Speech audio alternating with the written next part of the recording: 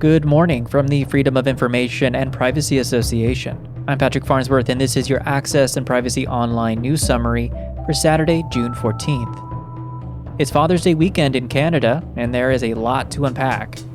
We've got stories from across the country shaped by access to information, from national defense funding to local integrity issues, wildfire preparedness, and controversial provincial actions.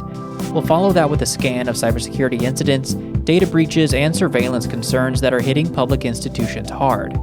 Then we take a closer look at how Canadians near the United States border are navigating growing privacy concerns, while south of the border, Trump's appointments and surveillance powers reveal the ongoing shift toward autocracy. And we wrap with an important conversation and call to action from FIPA President Mike Larsen and Executive Director Jason Woywada on Bills C2 and C4. As always, you'll find the links to all the supporting stories and material in our show notes. Let's dive in.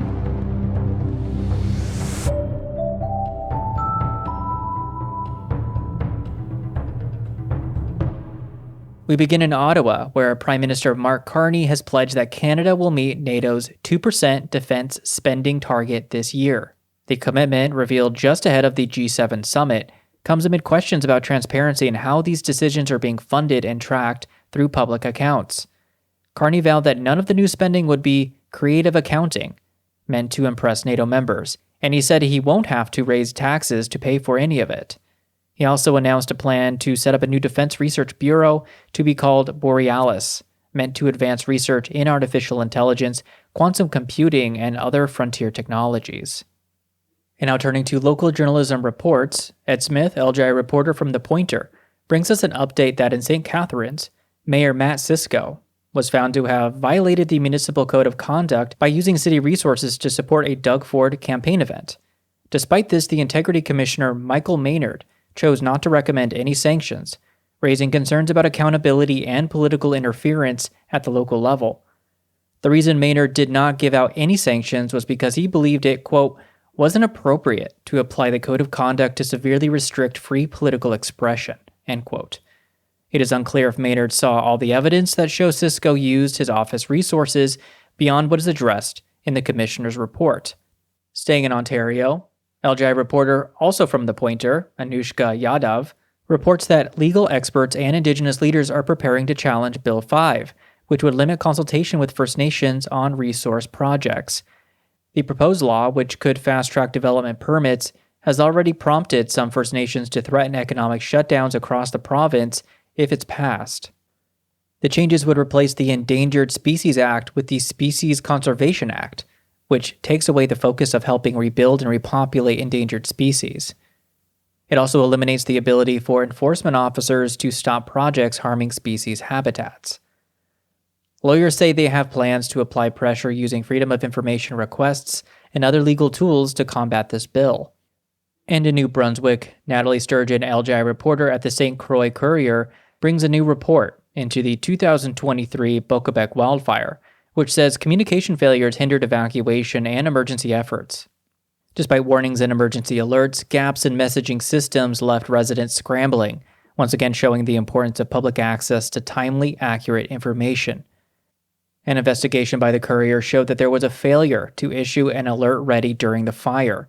Through a right to information request, it was revealed that the province felt it didn't have enough information to issue the alert. Former Mayor Brad Henderson said in interviews that he was never contacted about issuing an alert ready. Cybersecurity is back in the headlines, with Nova Scotia Power confirming that around 140,000 social insurance numbers were stolen during a recent breach. The CEO said in an interview that the privately owned utility collected the numbers from customers to authenticate their identities. This comes as NS Power's leadership was grilled by lawmakers over how 280,000 customers' personal data could have been exposed in such a major security failure. Meanwhile, cybersecurity experts are questioning why a utility would need to keep this kind of data about customers for customer authentication purposes. The Federal Privacy Commissioner has also launched an investigation into the ransomware attack. In another troubling story, criminals reportedly offered to sell a lost RCMP memory key containing sensitive informant data. The device, already missing for years, was later found to include names and details that should never have been stored unencrypted. An investigation revealed that the unencrypted USB storage device contained the personal information of 1,741 people, including witnesses, complainants, subjects of interest, informants, police officers, and civilian employees. In Manitoba, Richet Council met to assess the cost of a recent cyber attack that disrupted operations and triggered an emergency response. Officials say stronger protocols and new staff training are now underway. One member referred to a $127,000 check ready to be issued to a company for their work on a cyber breach at the RM office last year. The CAO said it's important to note that this will be covered through insurance, and they are paying that cost up front and then will be reimbursed by insurance. At the federal level, Canada's new Minister of Artificial Intelligence says the country won't over-index on AI regulation. But privacy advocates warn that without clearer guardrails, workplace surveillance and personal data misuse may continue unchecked. The previous government introduced a privacy and AI regulation bill that targeted high-impact AI systems. It did not become law before the election was called. The Minister of Artificial Intelligence says the bill isn't gone but needs to be re-examined in the current global environment. And speaking of workplace surveillance, a recent analysis shows how tracking apps for remote workers are quietly invading employee privacy. These apps can track time, keyboard strokes, email communications, websites visited, applications used, and webcam video footage. Many of these also have an invisible mode that can run without the employee knowing. As more Canadians work from home, digital monitoring tools raise urgent questions about consent, transparency, and control over personal data.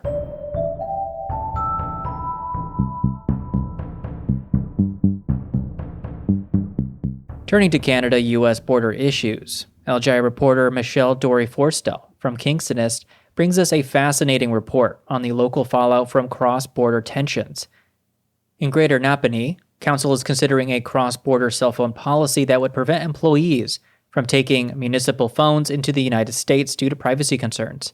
The idea stems from the risk of warrantless searches at American ports of entry. U.S. Customs and Border Protection officers, or the CBP officers, have the legal authority to inspect electronic devices without a warrant. They can access and review the contents of phones, laptops, and other file storage to enforce laws and protect border security. They also have software to copy data from devices. Meanwhile, the United States ambassador to Canada insists there is no systemic targeting of Canadians at the border, despite growing reports of detentions, device searches, and invasive questioning. The ambassador has even gone so far as to say they do not search devices, despite the increased reports of Canadians having their devices searched.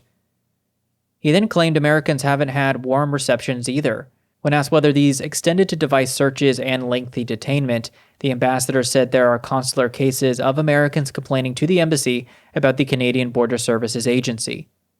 And a U.S. lawyer who faced harassment under Trump has warned Canadians to brace for politically motivated surveillance and crackdowns on dissent if similar authoritarian tactics cross the border. The lawyer also advised Canadians to be wary of AI that could be used to target political dissent or shield from it. In the U.S., troubling developments continue to mount under Trump's influence. Trump has named a right-wing lawyer and podcaster known for promoting 2020 election lies to lead a government watchdog agency. This appointment raises red flags about political loyalty and the future of independent oversight. Paul Ingracia worked for a law firm whose clients included Andrew Tate, the former professional kickboxer and self-described misogynist, and has described Tate as an extraordinary human being. Trump's pick for Surgeon General is also under scrutiny, not only for her extremist views, but for using her social media influence to promote products she's financially tied to. Dr. Casey Means has also failed to disclose when she could profit or benefit in other ways from sales of products she recommends. In some cases, she promoted companies in which she was an investor or advisor without consistently disclosing the connection. Investigations now show how these business ties pose serious conflict of interest risks, especially for someone entrusted with public health guidance. And in a deeply concerning move, the U.S. Supreme Court has allowed access to federal Social Security databases for the controversial Doge team, a collective known for their connections to Trumpism and questionable data ethics. Conservative lower court judges have said there's no evidence at this point of Doge mishandling personal information. The justices also separately reined in orders seeking transparency at Doge. While Trump's grip tightens, resistance continues, often under intense pressure. In Los Angeles, protests against ICE deportations were met with helicopters and heavily armed federal agents, raising concerns about militarized surveillance and civil unrest. Tear gas, beanbags, and rubber bullets were deployed against protesters and journalists. LA police also flew over a crowd of demonstrators and claimed that they have them all on camera and will come to their houses. This raised concerns by digital privacy groups that LA police could be using facial recognition technology if the statements are true. In Montana, the Supreme Court has struck down the state's abortion restrictions, ruling that the 2021 laws violated constitutional protections. Justices cited a 1999 Montana Supreme Court ruling that said the state constitution's right to privacy includes a woman's right to obtain an abortion before the fetus is viable from the provider of their choice. It's a rare win for reproductive rights in a climate of escalating conservative legislation. At the same time, 23andMe faces a lawsuit from dozens of states for selling genetic data without consent, highlighting the risks of commodifying sensitive personal information. One lawyer argued customers should have the right to control such deeply personal information and that it cannot be sold like ordinary property. Regeneron Pharmaceuticals said it aimed to buy the company for $256 million and said it would comply with 23andMe's privacy policies and applicable law. Reddit is also suing the AI company Anthropic for allegedly scraping millions of user comments to train its chatbot Claude without consent or licensing. Reddit claims that Anthropic has used automated bots to access Reddit's content despite being asked not to do so, and, quote, intentionally trained on the personal data of Reddit users without ever requesting their consent, end quote. And in a historic reckoning, a U.S. judge is now considering whether to unseal records of FBI surveillance against Martin Luther King Jr., potentially exposing decades-old abuses of power that still echo in today's civil liberties debates. The Southern Christian Leadership Conference, which King led, is opposed to unsealing any of the records for privacy reasons. The organization's lawyer said King's relatives also want to keep the files under seal. Wrapping up our U.S. news is a far-reaching antitrust case against Google, where a judge is weighing remedies that could fundamentally reshape the tech sector, but privacy advocates warn that any decision must prioritize public interest over market disruption. Depending on the ruling, this could cause a ban on Google, paying to lock its search engine in as the default on smart devices and an order requiring the company to sell its Chrome browser. We close this week with a preview of FIPA's upcoming commentary on Bills C2 and C4, two federal proposals that reshape privacy and protection of personal information in the country. Bill C2 would grant police new search and surveillance powers, prompting serious concerns about overreach and potential charter violations. Meanwhile, Bill C4 includes a controversial section, Part 4, which would more fully exempt federal political parties from the privacy laws and principles designed to protect the personal information of Canadians. FIPA and other civil liberties groups are sounding the alarm, warning that these bills pose serious threats to privacy, transparency, and human rights. And so to discuss this, joining me now is FIPA President Mike Larsen and Executive Director Jason Woywada. Good to have you both here. Hello. Thanks for having us. Yeah, it's really great to have you both here. And we're just going to do a kind of a quick overview of some of the major points that we need to understand about these two pieces of legislation. And we will have more commentaries about this in the next week. But for now, we're just going to go over some of the top line details. So, Mike, we'll start with you. Just what's going on with these two pieces of legislation? What's happening? Thanks, Patrick. A lot. This has been a really busy time. So I think it makes sense to break this into two different bills. Both of these are introduced by the federal government, the Liberal government in Canada in the first week of June. The first one is Bill C2, which is short titled is the Strong Borders Act. And I think listeners probably will have heard more commentary about this one. This has been taken up by a lot of different civil liberties organizations because it's a very sweeping bill. If you check out the bill, and we'll link to it in the show notes, you can see that there's many different components, many different sections, some of them ostensibly about dealing with the Canadian-U.S. border, talking about drugs and interdiction of drugs, talking about border security. But there's a lot of other stuff packed in. This often happens when you have these big kind of reactive bills in times where there's the perceived crisis or an emergency. There's lots of stuff packed into this, and many different groups have pointed out that this embeds, significant overhaul of how we deal with asylum seekers and processing of refugee claims and asylum claims in Canada in general. Lots of important stuff to look at there, but from a privacy perspective, one of the things that FIPA and many other organizations are kind of zeroing in on are the provisions of the bill that provide for lawful access. Now, I'll explain what that is really quickly here, but I want to note that these have nothing to do with borders or border security or immigration detention or security. This is just a general expansion of law enforcement powers in Canada, and it's not the first time we've seen this. Lawful access is something that has come up again and again in Canada since 1999. So definitely old school, pre 9/11, prior to most contemporary debates about privacy, and it has to do with the idea that police have been seeking, and governments have been seeking to give them for a long time, relatively unfettered access, in some cases warrantless access, to the subscriber information about subscribers to internet service providers and other electronic or digital media companies. So essentially, the information that your ISP has about you through your online activity, and this would include information about the kind of sites you visit, your frequency of access, a lot of metadata type stuff.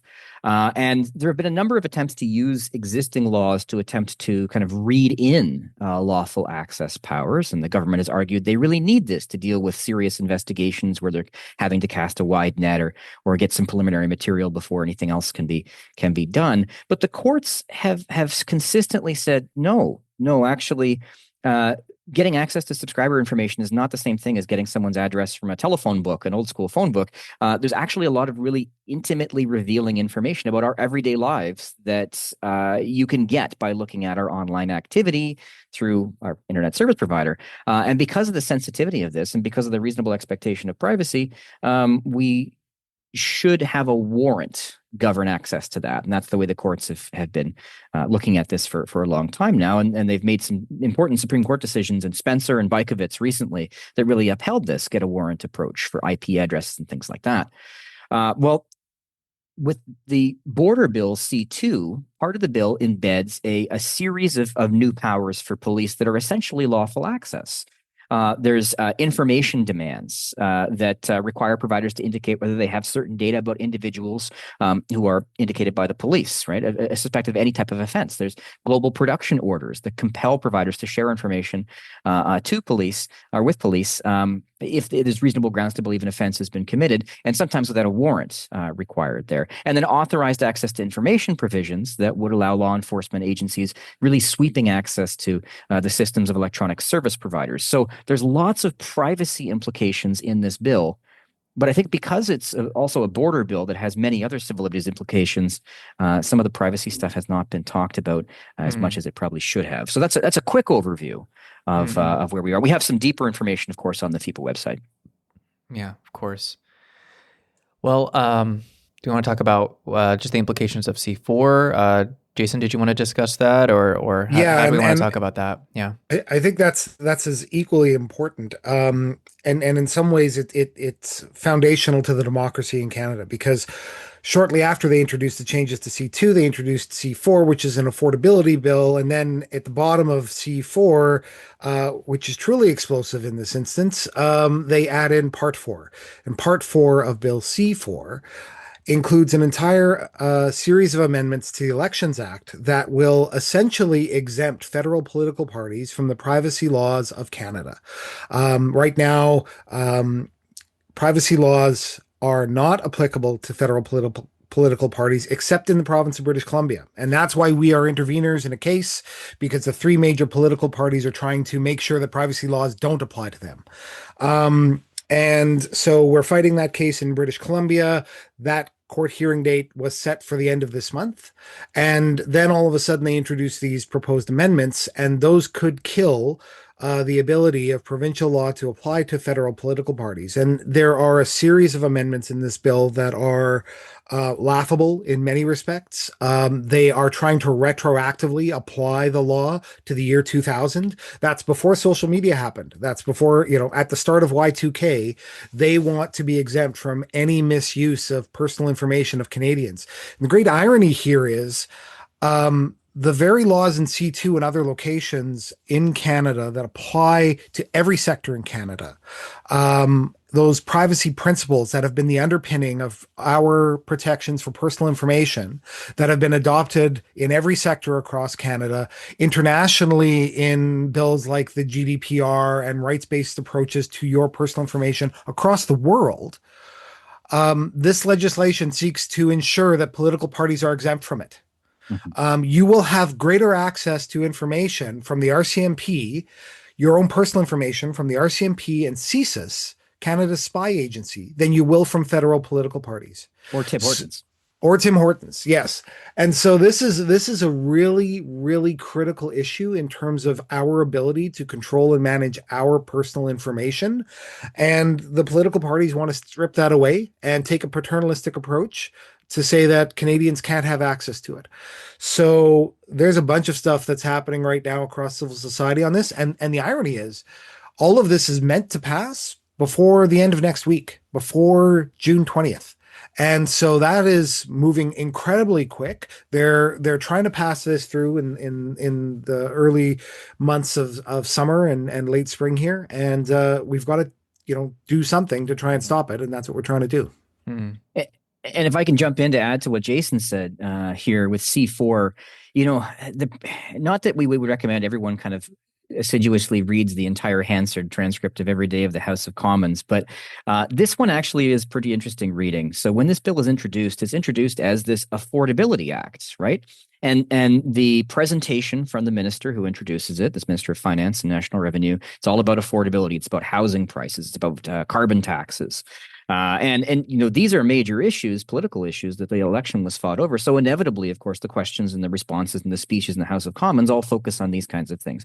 For the most part, Part 4, which has nothing to do with affordability, flies under the radar in conversation. There's very little in the way of critical conversation in the early days of this. The background material provided by the federal government, nothing to do with the Canada Elections Act or the privacy provisions or political parties on this. So it's a very stealth approach to really reforming how political parties handle privacy. And I think in addition to the very serious privacy violations associated with this and the erosion of privacy rights, it's just a completely underhanded slap in the face to democratic process by embedding something like this in a bill that's meant to pass for other reasons.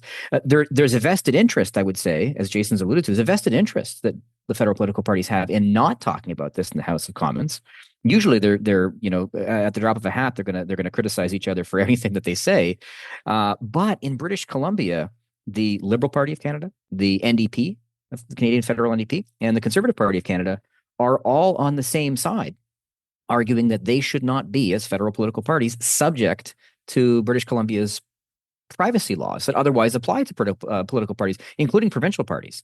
They're saying basically we are beyond this, we're beyond jurisdiction. And this law that they're looking to pass, Bill C4, would enshrine that position in law. It would say that you have no right of access to your personal information held by political parties. And it also says that these political parties have the authority to draft their own privacy policies for how they handle personal information, to implement their own personal information policies, and to monitor themselves for compliance, which is a level of do it yourself that we don't see in any other sector, in any other organization in Canada. There's no other entity in Canada that gets to handle that kind of information. And this would be serious enough if they were handling, I don't know, like customer information in the context of transactions, right? But this is about democracy. This is about voters and elections. This is in some ways, some of the most sensitive information that we have going. And we have, instead of the highest standard and threshold for dealing with it, we have some of the lowest. So FIPA is, I think rightly upset about this. And we're really trying to lead action in response. And I think Jason's in a good position to talk about what we're doing.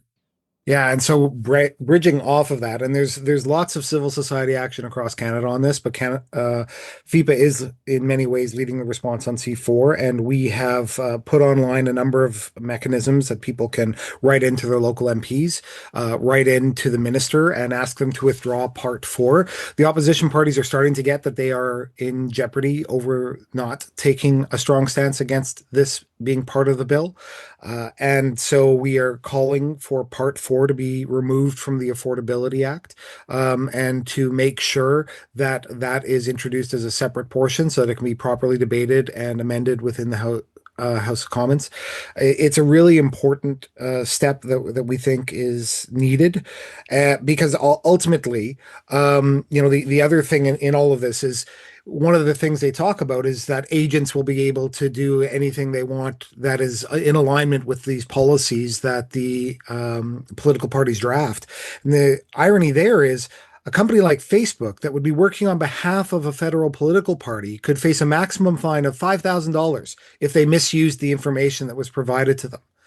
And if you think about how much money these social media companies that would be acting as agents, telecom companies that would be acting as agents, have on a regular basis, for them to misuse that information and only face a fine of $5,000 is laughable. And this in a country that has a direct tie to the misuse of personal information evidenced in Cambridge Analytica and Brexit, because of their use of a data warehouse in British Columbia in Victoria's backyard, called Aggregate IQ. And so it's really shocking to me that the federal parties have taken this stance.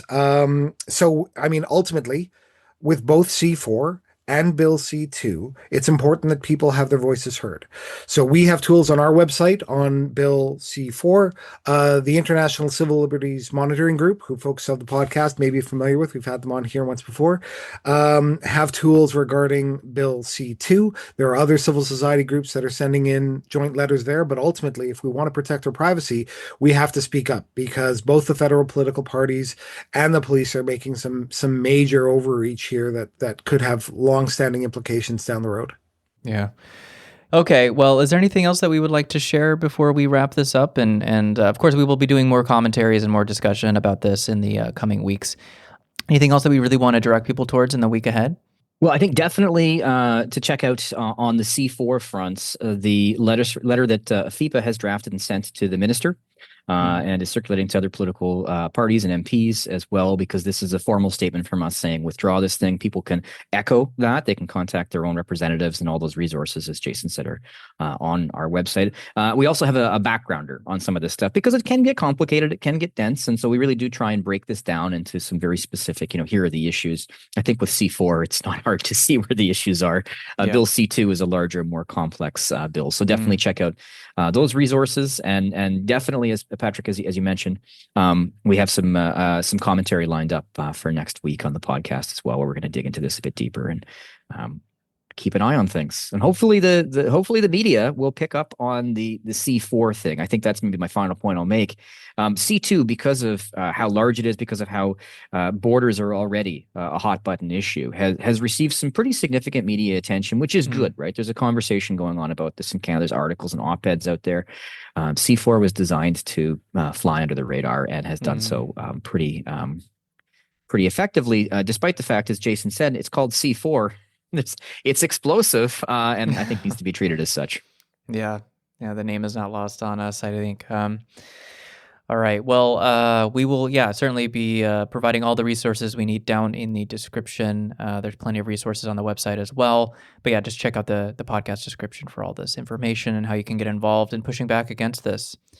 All right. Well, thank you, Mike and Jason, so much for the time this morning to go over this information, very pertinent information. Just look forward to more information about this in the coming weeks. Thanks, Patrick. Thank you, guys.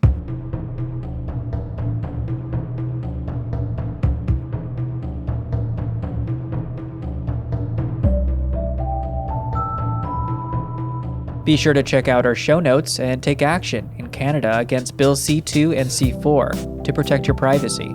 As always, we hope you found today's stories helpful in staying informed. about the latest issues surrounding privacy, information management, and public transparency. To help us keep the mics on, be sure to subscribe through FIPA News Monitoring or consider a donation. Our writer is Sean Fisk. Original music in today's show is composed by the mysterious Breakmaster Cylinder. I'm Patrick Farnsworth, your host and producer. Thank you for joining. A big FIPA thank you to all the contributors, reporters, and outlets that make this podcast possible, and to you, our listeners, who help make this successful. Stay safe and stay informed.